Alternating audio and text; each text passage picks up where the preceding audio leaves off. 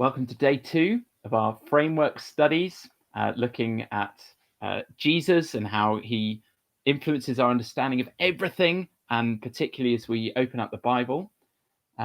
This second day, which I hope you've had a chance to study from this book, again, the black one on Amazon. If you haven't got that already, this is a special journaling edition.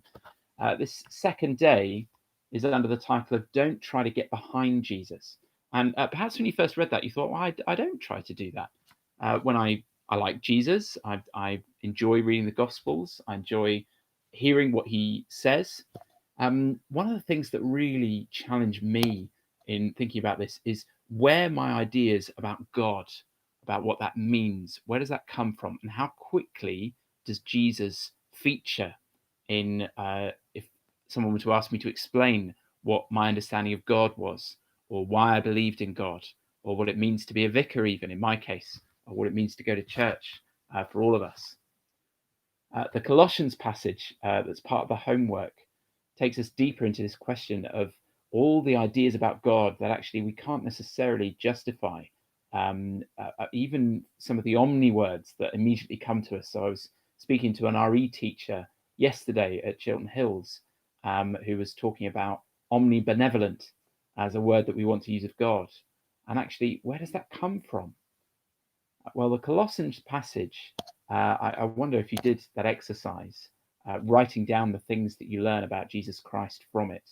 And even if they're too big to take on at the moment, here's some of the things that I wrote down. Actually, worshipping anything means we are worshipping something Jesus is in charge of and has created. That's what it says in verse 10. It says, he is the head of every power and authority. And verse 9,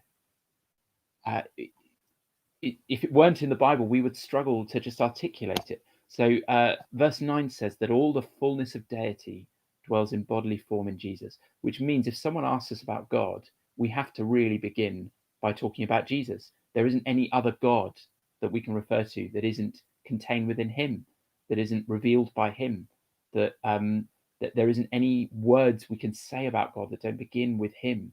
That's what 2 verse 9 says. Again, this is sounding unfamiliar with most of our conversation, even the way we naturally behave at church, or working backwards up through the passage. Everything that isn't founded in Jesus Christ is shallow, deceptive, human philosophy founded on the basic principles of this world. Would we really be able to say that any sentence about God that doesn't include Jesus, that isn't founded in him, is based on the basic principles of this world? These are all ways that we talk, or the way that this passage actually encourages us to talk about Jesus is not often the way that we do talk about Jesus. Over the page, having looked a little bit at that Colossians passage, then there's some really striking things. I wonder how you reacted when you first read them. If we fall into this way of thinking, we're always trying to see above and beyond Jesus, as if he were just a lower level of God or a limited perspective about God. The problem is we might think we already know what God is like before we ever think about Jesus, before we ever read about Jesus. That is what often we think, isn't it? Even if we've been brought up as Christian people, we assume that knowledge about God is available to everyone and Jesus supplements it. And the Bible, particularly this Colossians passage, won't allow us to think like that. Then that final challenge on that second page. I'd love to know when we meet on Sunday what things upset or enraged or disturbed us about this vision of Jesus. And again, with that little sidebar, talking more about Arius, this vicar in North Africa who went off on one. Some of the things that he says about Jesus, if they sound reasonable to us, or if we're not quite sure why they're wrong, why is it that Jesus can't be a creature?